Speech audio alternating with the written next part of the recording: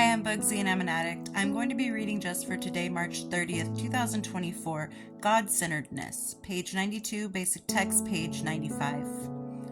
Gradually, as we become more God-centered than self-centered, our despair turns to hope. What a glorious thing to have hope. Before coming to Narcotics Anonymous, many of us lived lives of utter hopelessness. We believed we were destined to die from our disease. Many members speak of being on a pink cloud their first months in the program. We've stopped using, made some friends, and life looks promising. Things are going great. Then reality sets in. Life is still life. We still lose jobs. Our partners still leave us. Friends still die. We still get sick. Abstinence is no guarantee that life will always go our way. When the reality of life on its own terms sets in, we turn to our higher power and remember that life happens the way life happens. But no matter what occurs in our recovery, we need not despair, for there is always hope. That hope lies in our relationship with our higher power. This relationship, as expressed by the thought in our text, describes over time, gradually we become more God-centered. As we rely more and more on the strength of our higher power, life's struggles don't have to drag us into a sea of despair. As we focus more on God, we focus less on ourselves. Just for today, I will rely on a higher power. I will accept that regardless of what happens, my higher power will provide me with the resources to live with it. So basically, that was a fancy, long-winded way of saying life on life's terms. Accept it as it is and as it comes.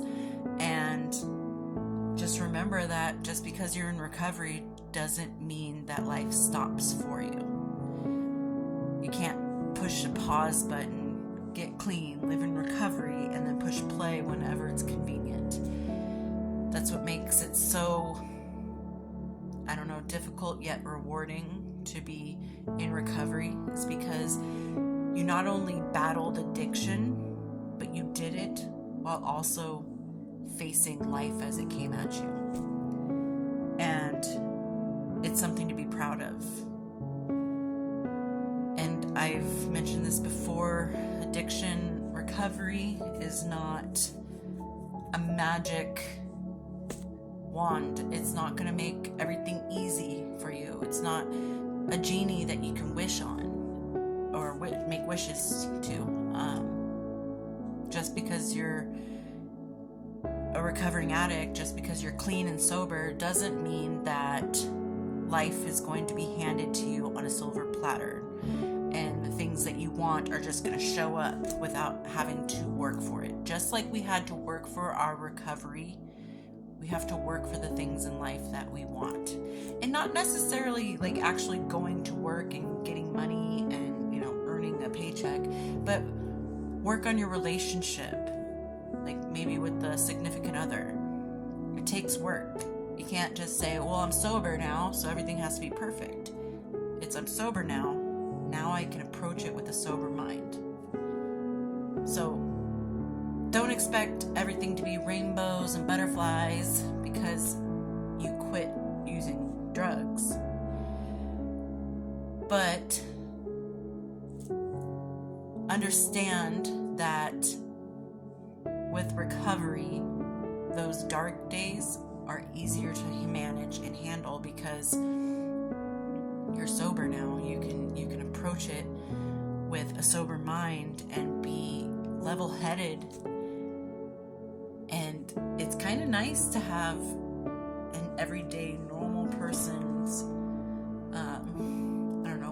worry list. Like, how much is bread this month, or how much is milk, how much is it going to cost me to get to and from work, what's the rent going to be, things like that, instead of so-and-so just robbed me, or this person shorted me, or I can't get a front, or where's my next fix coming from, or they took too many hits, or the stuff that didn't matter, the stuff that we traded everything we loved for, which was